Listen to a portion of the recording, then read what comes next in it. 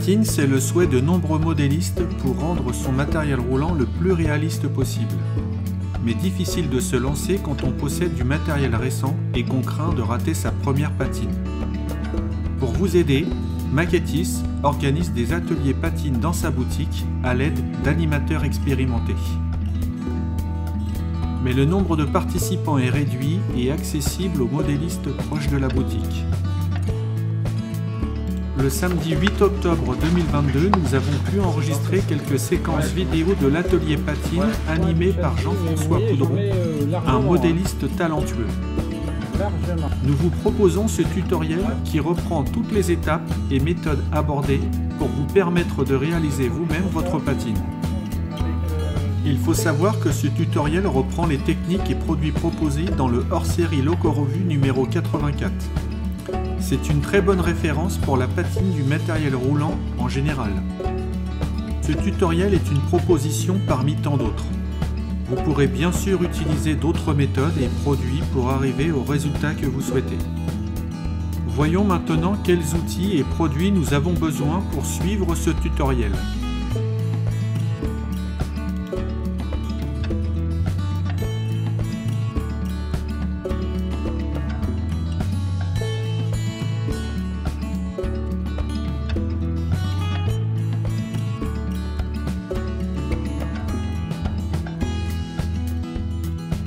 Séchage, on va commencer par la paroi du wagon et ensuite on parlera d'autres choses.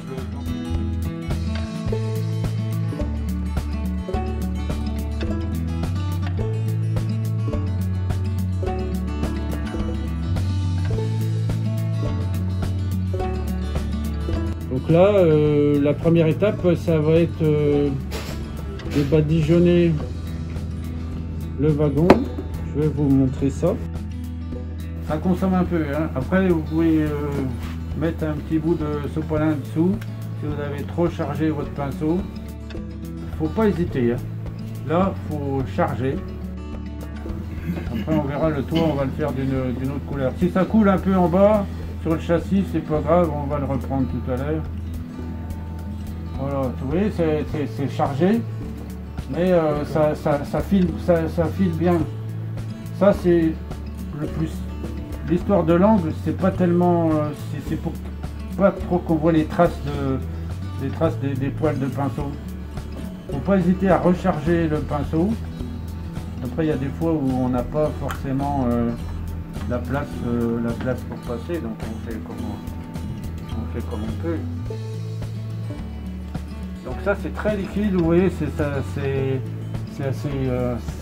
assez gras quand même, hein, comme genre de produit. Et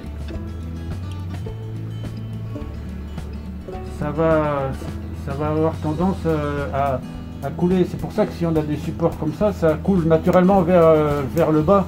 Il n'y a pas besoin de trop le... On peut éventuellement après avec le pinceau simplement s'il n'est pas trop chargé, on vient enlever l'excédent comme ça en bas, mais c'est pas, à la limite c'est pas grave si c'est chargé en bas. Si on regarde les wagons réel, quand il y a des coulures, tout ça, naturellement, le bas du wagon il est un peu plus chargé en crasse que le haut. Donc ça, on va pouvoir faire ça comme ça. Voilà, on fait toutes les parois comme ça.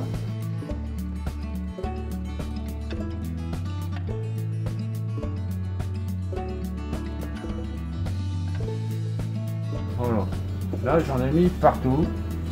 Sur les volets, ça s'est un peu accumulé, mais si on trouve qu'il y en a trop, ça on pourra l'enlever aisément avec un coton-tige tout à l'heure. Voilà. Et là maintenant, ça, on va laisser sécher.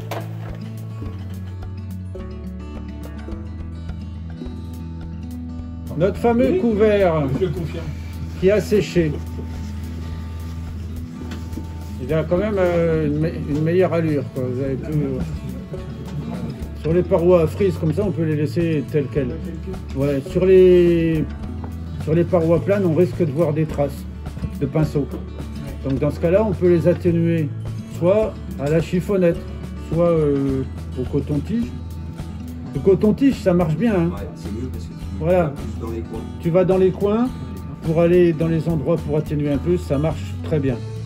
Et après, ça peut, sur même du couvert comme ça, on peut nuancer une porte qui a été repeinte. Avec mon coton-tige ou ma chiffonnette, je viens atténuer. Il va juste rester un tout petit peu de produit, à peine dans les creux, et ça va nous donner un peu du relief.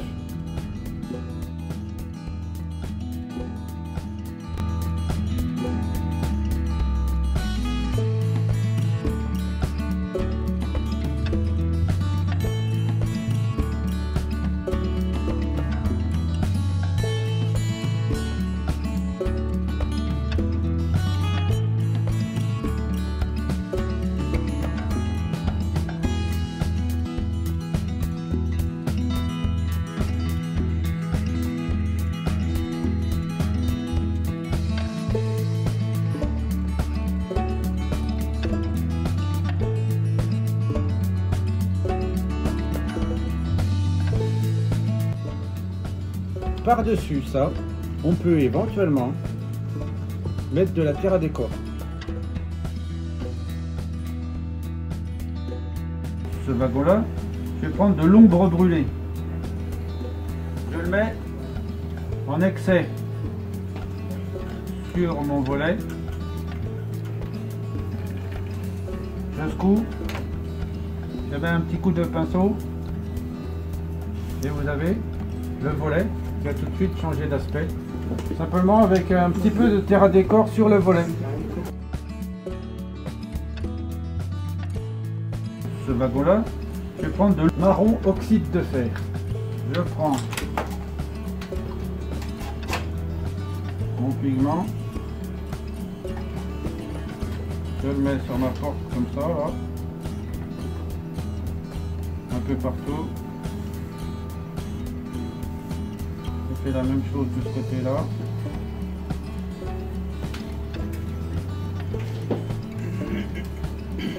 Je fais des petits ronds avec ma brosse.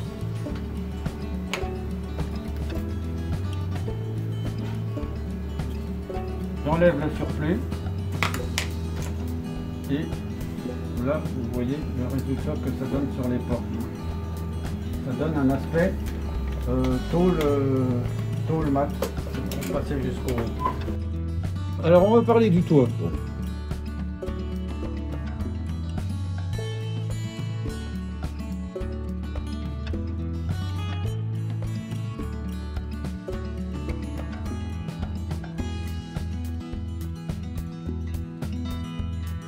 Le toit,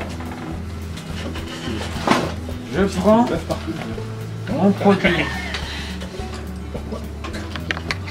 Je vais venir faire une ligne avec le produit, à peu près bon, plus ou moins chargé, hein, c'est pas grave si c'est irrégulier, au contraire.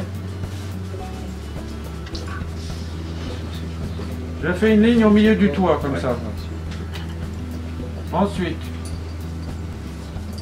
je prends mon pinceau plot. Et puis, je vais venir faire des lignes comme ça. Je reprends le produit en essayant de pas trop avoir le trembleur. C'est pas grave, hein, sinon on en remet du produit. Voilà. Je fais des lignes comme ça. Ça va faire des traces, c'est pas grave. J'en reprends de l'autre côté. Je reprends le milieu. S'il n'y en a pas assez, là visiblement il n'y en a pas assez. Donc j'en remets un peu. Voilà. Donc j'en remets un peu. Je vais faire mes traces comme ça. Là, c'est déjà pas mal.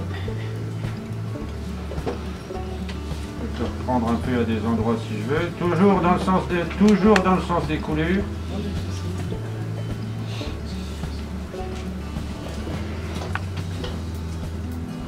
Voilà. Donc du marron foncé, un peu plus foncé qu'on a fait les parois. Et là, même principe que les parois, je vais laisser sécher mon produit un petit peu, peut-être moins longtemps.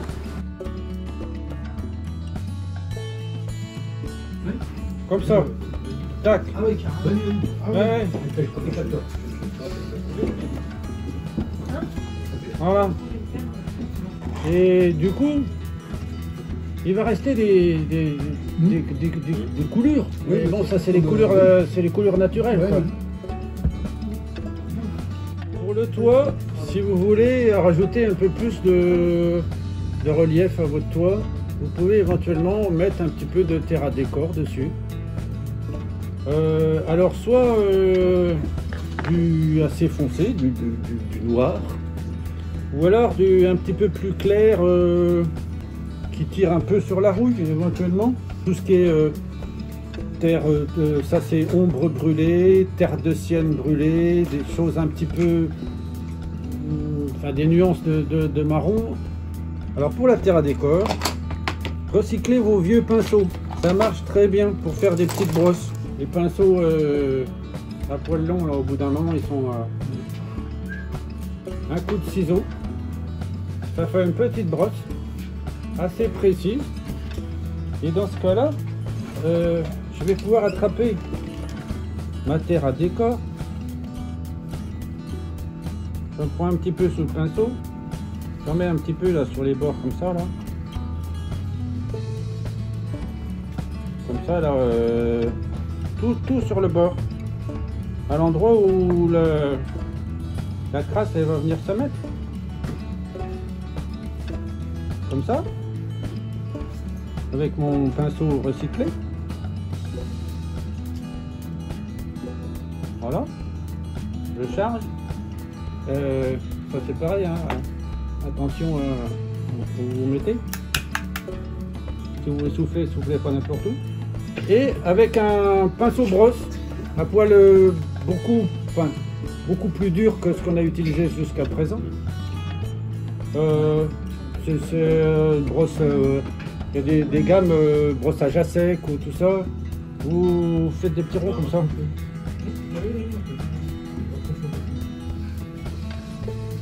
Vous enlevez le surplus.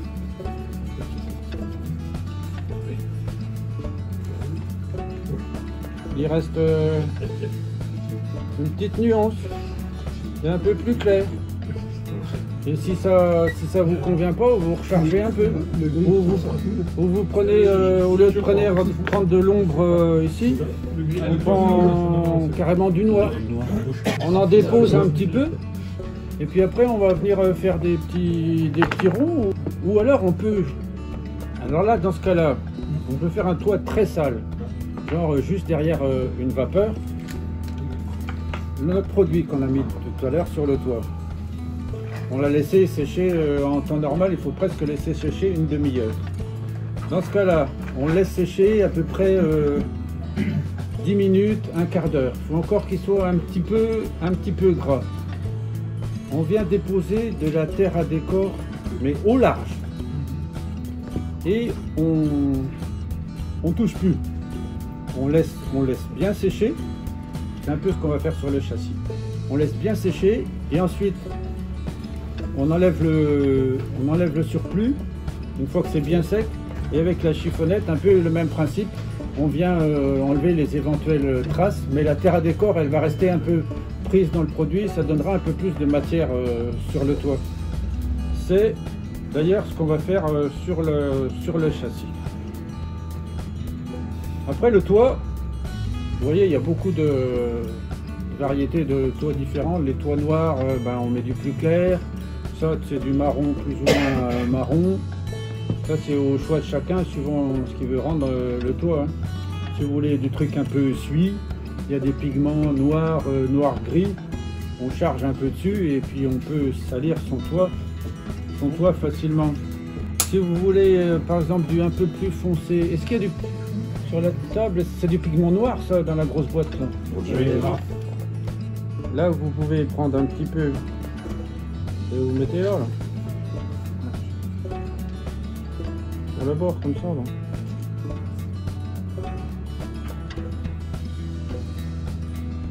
On va dire que celui-là, il reste souvent... Hop, ça suffit.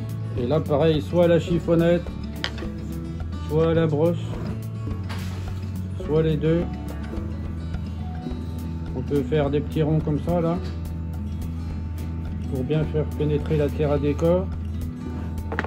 Puis après, Un petit coup de chiffonnette, il va rester juste un petit peu, juste ce qu'il faut pour nuancer. C'est tout pour faire des nuances, là. Après, c'est vous qui voyez, c'est une option ça, la terre à décor sur le toit pour éventuellement charger un peu plus. Si tout le monde est satisfait de son toit et de ses parois, on pourrait parler du châssis et des roues et de tout ce qui va avec.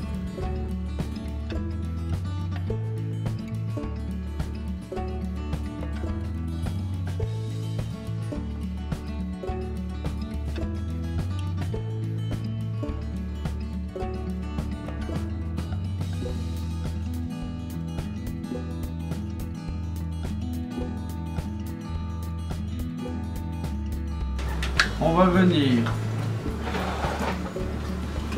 faire tous les recoins du châssis, mais vous voyez, j'en mets largement, hein. Largement. Pour les bogies, c'est la même chose. Pour les bogies, c'est pareil. Il faut pas avoir peur d'en mettre. Vous pouvez repasser un peu sur les tampons si vous voulez. N'oubliez pas le dessous aussi, parce que parfois ça peut se voir sur les wagons qui sont détaillés, les cylindres de frein et toutes ces bricoles là.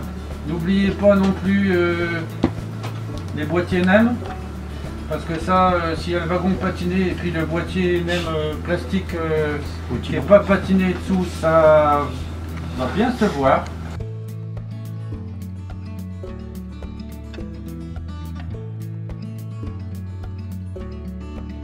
Voilà, là j'ai fait tout le tour des trucs. Donc là, je vais laisser sécher mon produit un petit peu.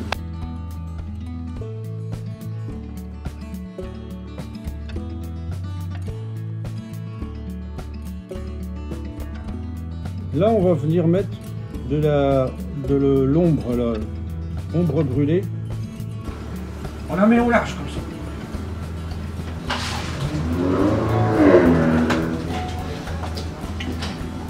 On en met vraiment au large,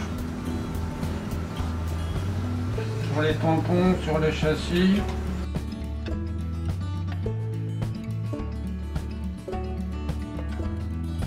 Voilà. Là j'ai mis de la terre à décor en excès sur mon lavis encore frais. On va le laisser sécher comme ça. Et ensuite on viendra délicatement, alors soit en soufflant légèrement, soit avec les petits pinceaux à poil tout fin comme ça. On viendra après, une fois que ça sera sec, on va venir enlever l'excédent de terre à décor. Il va rester une sorte de mat. Enfin, l'effet, ça va être une sorte de un petit peu pâteux, comme de la graisse, de la saleté accumulée dans les coins sur le châssis. Tout ce que le châssis ramasse, c'est du mouillé, plus de la poussière. Pour venir repasser simplement les ressorts. Je prends mon pinceau fin et je viens repasser des ressorts de chaque côté comme ça, avec mon pinceau fin. Je recharge si besoin. Il faut bien que ça soit chargé.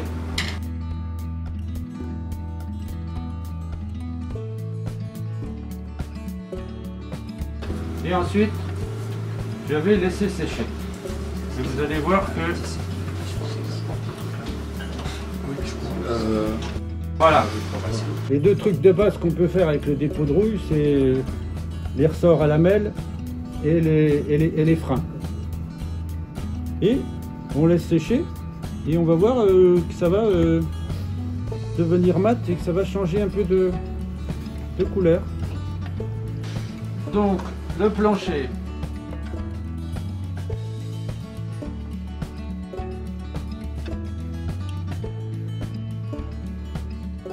Pour les planchers, si on peut désolidariser le plancher du reste du wagon, c'est plus facile pour le faire. Sur celui-là, j'ai essayé, j'ai cassé la paroi. Donc, soit on laisse toute une teinte uniforme comme ça, on parlait de peinture acrylique tout à l'heure.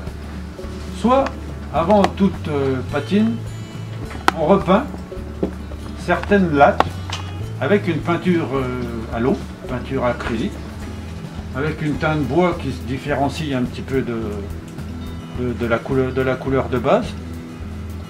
Il y en a une quantité, hein, ça c'est à vous de choisir suivant le rendu que vous voulez faire sur votre plancher, ou du bois neuf, du beige, ou du truc un peu verdâtre si c'est une vieille latte.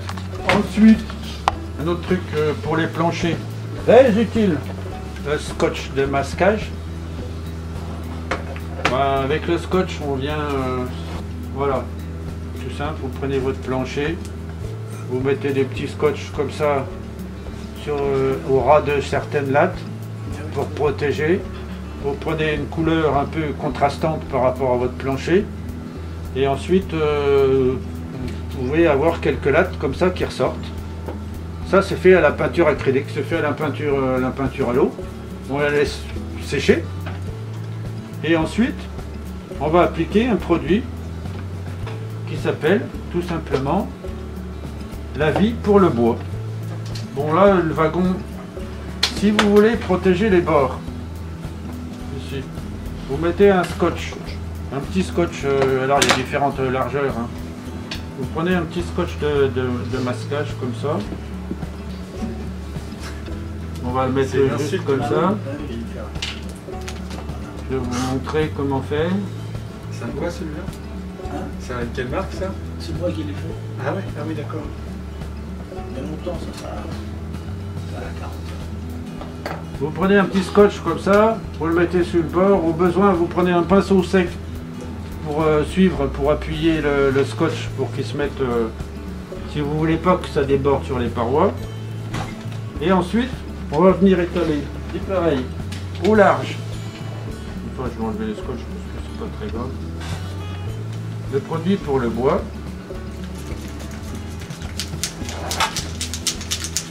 Voilà, on va commencer par ça.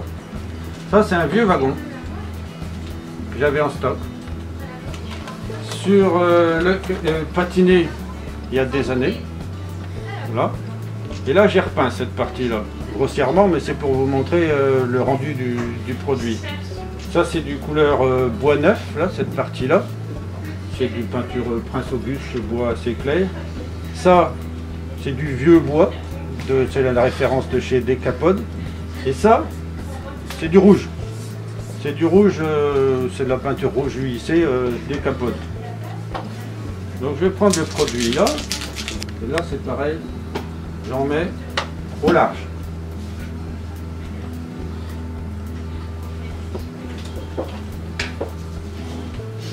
Voilà, dans le sens du bois, hein, préférant.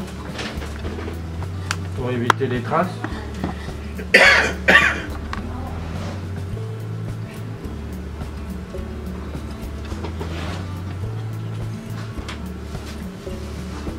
S'il y en a trop, c'est pas grave. Ce qu'il faut, c'est éviter les accumulations sur les côtés. Et si vous regardez, là tout de suite, même quand il vient d'être posé, le produit il a tout de suite un rendu complètement différent sur le plancher. Ce produit là, celui-là, cette référence, il marche bien quasiment sur tous les planchers. Donc ça marche sur le vrai bois, sur le faux bois. Ce produit-là, il donne vraiment un aspect tout de suite plus sympathique au bois. On laisse sécher un peu, vous voyez que quand il sèche, il devient mat. Voilà, donc ça, il faut bien attendre qu'il brille plus. Et une fois qu'il va être comme ça, on va le frotter à la chiffonnette.